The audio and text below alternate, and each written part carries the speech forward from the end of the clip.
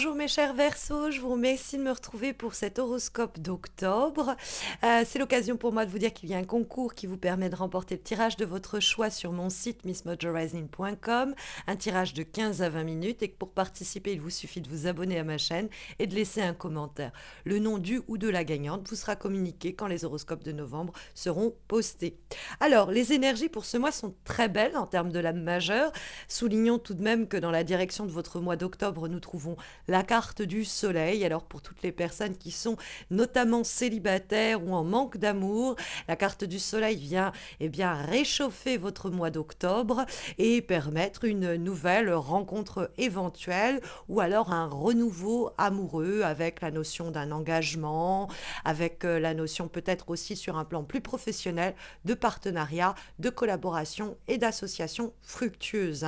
Le soleil vient vraiment apporter de la lumière à votre mois d'octobre. Alors, en ce sens, ça peut annoncer aussi l'idée que quelque chose va être mis en lumière. Ça peut être un de vos talents, un de vos dons qui va, on va dire, resplendir au cours du mois d'octobre. Quelque chose que vous pourriez même découvrir et qui va vous rendre heureux ou heureuse, qui va ouvrir de nouveaux possibles sur du long terme. Nous trouvons en plus de cela dans les énergies qui sont positives pour les semaines à venir la carte de la route fortune. Or, cette énergie de la route fortune, elle est intéressante puisque c'est les attitudes et les comportements qui sont favorables, mais c'est aussi des éléments qui peuvent surgir et favoriser le développement de notre mois d'octobre. Et la route fortune, c'est quelquefois la providence, c'est-à-dire vraiment un coup de peau, un coup de chance, une synchronicité, un événement qui surgit auquel on ne s'attendait pas. La route fortune nous parle effectivement d'imprévu et d'imprévisible, mais ici favorisant l'émergence du soleil dans la discussion entre ces deux lames majeures à l'intérieur de votre guidance du mois d'octobre.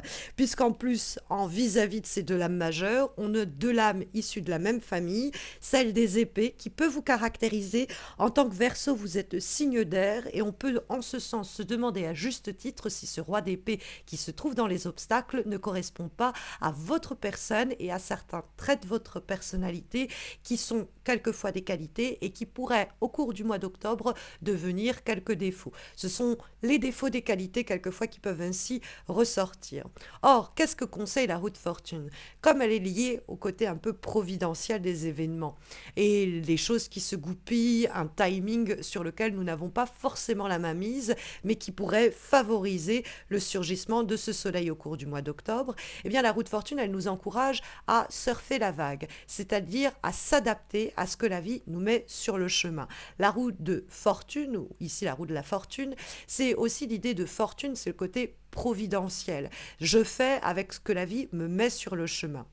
Et donc, dans ce cadre-là, je peux avoir des événements clés qui permettent un renouveau sur le plan professionnel parce qu'elle inclut l'idée de fin de cycle et début de cycle, la route fortune. Donc, elle nous dit il peut y avoir des rencontres un peu imprévues ou inattendues qui font bouger, sinon les choses dans un sens inattendu, notre situation professionnelle, une rencontre professionnelle, une promotion peut-être même qui va améliorer nos revenus même parce qu'il y a quand même la question de la fortune qui est dans les éléments positifs et ça peut être là pour nous mettre un peu de beurre dans les épinards.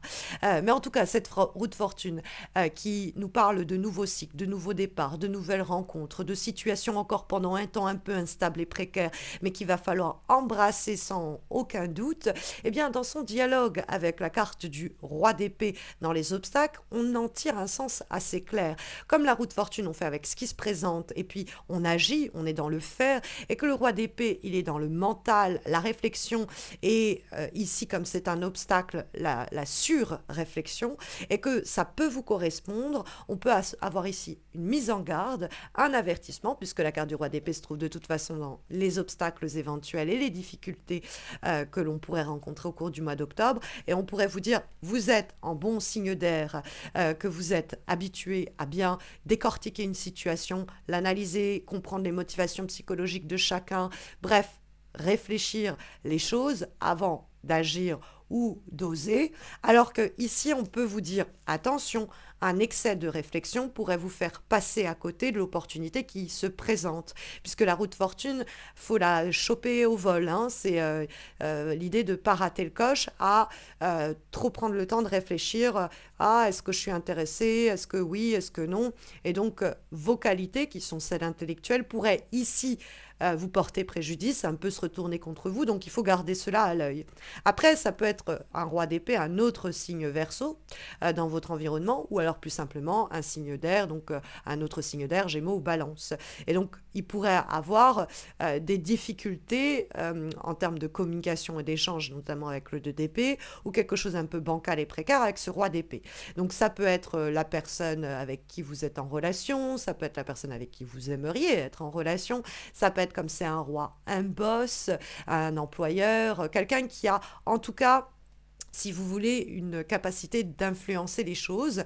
Et roi d'épée, bon, bah, dans ce cas-là, il va peut-être complexifier les événements, pas réussir à communiquer clairement ce qu'elle ressent ou ce qu'elle pense. Et donc, on va être dans une sorte de indécision et incertitude à son sujet.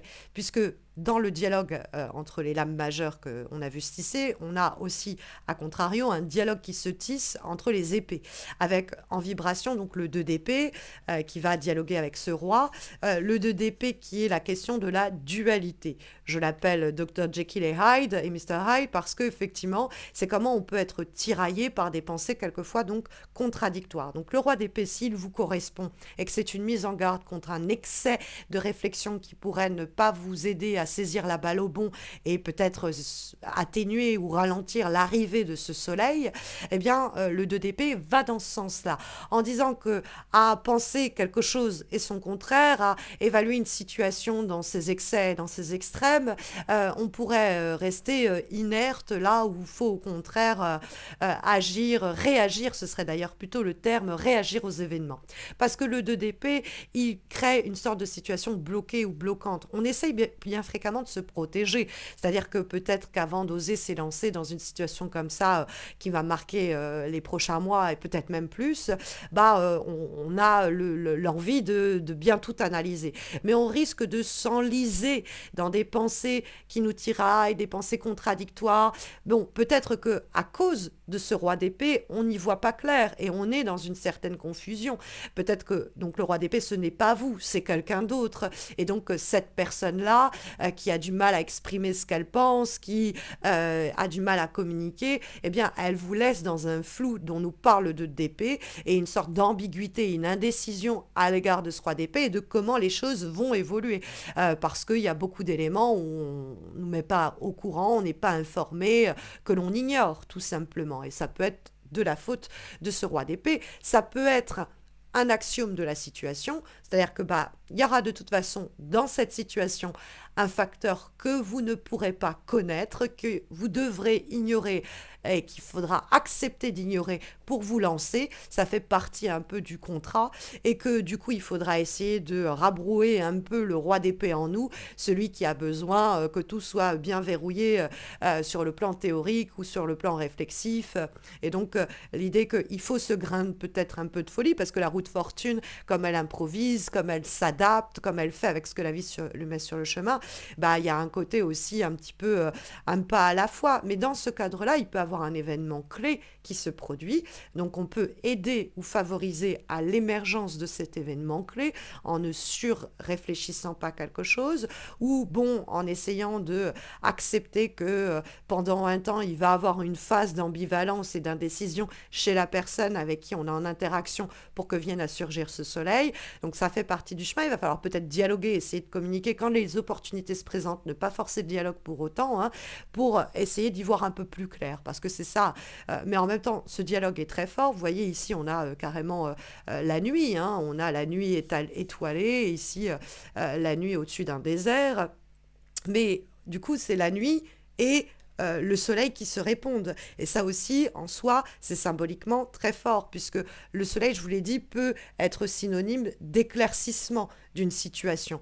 On y voit plus clair, on a les éléments d'information qui nous manquaient et ça y est, on sort un peu de ce dilemme intérieur et on ose passer à l'étape suivante. Ça peut être aussi vous qui arrivez à dépasser vos contradictions intérieures, cette petite voix qui vous dit d'être précautionneux ou précautionneuse, de faire preuve un peu un zèle on fait un peu preuve de sur, comment dire, on essaye de vraiment pas prendre de risques, quoi. Du coup, on suranalyse tout, on essaye de bien tout clôturer, et ça peut nous faire perdre du temps, la fameuse opportunité qu'il faut saisir quand elle se présente. Mais après, ça peut être vraiment l'idée d'arriver à dépasser ces contradictions intérieures, à faire la lumière peut-être même sur certaines contradictions que l'on porte en nous et qui nous freinaient, nous empêchaient d'être pleinement reine ou roi et de nous élancer dans un nouveau cycle. Et là, il y a cette opportunité de faire la lumière sur une situation intérieure, peut-être une problématique ou une relation extérieure,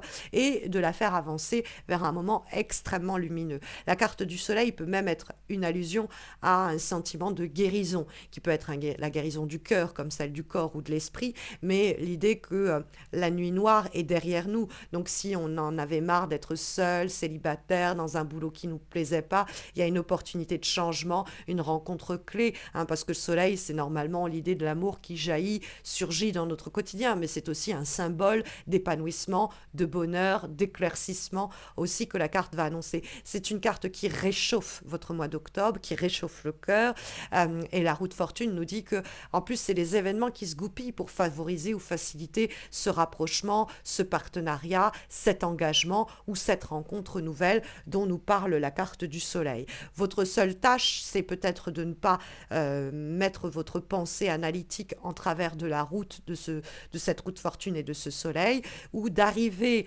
à endurer les moments peut-être d'incertitude que ce roi d'épée peut générer autour de vous. Et il est possible aussi qu'on vous fasse oublier ce roi d'épée. Il y a peut-être un signe d'air qui vous a fait du mal sur le plan intime, personnel comme au boulot, et qui a généré chez vous beaucoup de doutes, un manque de confiance en soi. Et puis il y a quelque chose, ou peut-être même quelqu'un, qui va venir un peu chasser ces nuages-là et donc faire apparaître pleinement le soleil. Il y a l'idée d'éclaircie plus simplement. En tout cas, en termes d'avant et dernière guidance pour votre mois d'octobre, nous avons, mes chers Verseaux, une lame qui évoque un peu cette question de la roue de fortune et du soleil. Elle est issue de l'oracle des gardiennes du ciel et nous avons la carte de la révolution intérieure. C'est Uranus qui rétrograde et qui nous dit choisissez la liberté d'être. Donc il y a effectivement cette révolution intérieure qui me fait penser un peu au soleil, comme s'il y avait une lumière qui était faite sur des éléments internes, et puis cette roue de fortune qui nous parle aussi de fin de cycle et nouveau cycle, qui apporte peut-être pas une révolution, mais en tout cas certainement une évolution. Et donc que cette carte me fait un peu, voilà, ça vibre un peu entre ces deux cartes-là et celle-ci. Et donc cette carte-là, c'est l'idée de affirmer ces différences. C'est une carte donc qui nous parle de ne pas chercher à gommer ce qui fait notre spécificité, à savoir aussi dire oui ou dire non quand ça nous chante et pas quand ça fait plaisir aux autres. Donc de cesser de trop vous conformer à des standards consensuels de ce que je dois faire, de ce que je ne dois pas faire. Plus vous serez en sécurité avec qui vous êtes, ce qui vous fait, votre personnalité, plus vous serez en mesure de vous accomplir. Donc il y a cette idée de dire non quand il y a besoin, dire non à l'autre, c'est se dire oui à soi. Donc il y a aussi cette idée de être plus en sécurité avec ce qui nous fait un peu différent, ce qui nous marginalise quelquefois, plutôt que d'être dans le besoin d'être semblable aux autres, d'être raccord aux autres. Hein. Donc il y a cette idée de révolution intérieure où on a peut-être cette connexion avec le soleil de prendre conscience de ce dont on a besoin et de ne plus agir, réfléchir ou penser, même communiquer à l'encontre de cette nature intérieure qui s'exprime pleinement au cours du mois d'octobre. Comme dernière énergie et guidance, elle est issue de l'oracle du langage amoureux et elle va effectivement plutôt du coup nous parler du domaine relationnel au minimum, sinon plus largement sentimental. Et nous avons la carte de l'amour passionnel. Donc ça, c'est plutôt bon pour votre mois d'octobre. L'idée du grand amour, des sentiments réciproques et des émotions puissantes. Ces émotions puissantes, le soleil nous le disait. Et comme on a la roue de fortune qui fait un peu catalyseur, à chaque fois qu'elle tourne, elle augmente les choses, on pourrait aussi avoir un renforcement des sentiments ou des engagements. En tout cas, c'est une carte d'amour et de sentiments réciproques que vous allez bientôt vivre, que vous allez bientôt partager, quelque chose qui vous transforme, qui peut être responsable aussi de cette révolution intérieure, mais quelque chose de bien réel, de bien palpable, de bien tangible, d'un amour donc partagé avec quelqu'un autour d'un projet ou d'une envie, mais plus simplement dans une relation amoureuse déjà existante ou quand on est célibataire, l'idée de rencontrer une personne avec qui vous allez vivre et vibrer à l'unisson. Donc bon, on aura compris quand même que le domaine personnel et relationnel, amoureux peut-être même dirons-nous plus simplement, est favorisé par votre mois d'octobre, avec cette révolution en plus intérieure à la clé. Voilà en tout cas, mes chers Verseaux, les énergies sondées pour les semaines à venir, mais si vous avez besoin de quelque chose de plus régulier, vous pouvez me retrouver chaque lundi sur Insta et sur Facebook pour des guidances hebdomadaires. Et puis on peut se retrouver pour les prochains horoscopes, ceux de novembre évidemment, mais si vous avez besoin d'une guidance, d'un tirage, d'un direct ou même de vous former au tarot avec moi, eh bien n'hésitez pas à consulter mon site missmojorising.com. D'ailleurs, pour participer au concours de ce mois-ci et remporter le tirage de votre choix de 15 à 20 minutes sur mon site, laissez un commentaire, abonnez-vous à ma chaîne et vous remporterez peut-être donc le tirage de votre choix de 15 à 20 minutes. Les résultats en tout cas du nom de la ou du gagnant vous sera communiqué quand les horoscopes de novembre seront postés et publiés. Voilà mes chers Verseaux, je vous souhaite une douce et agréable entrée en automne. Je vous dis à très vite j'espère. Prenez bien soin de vous.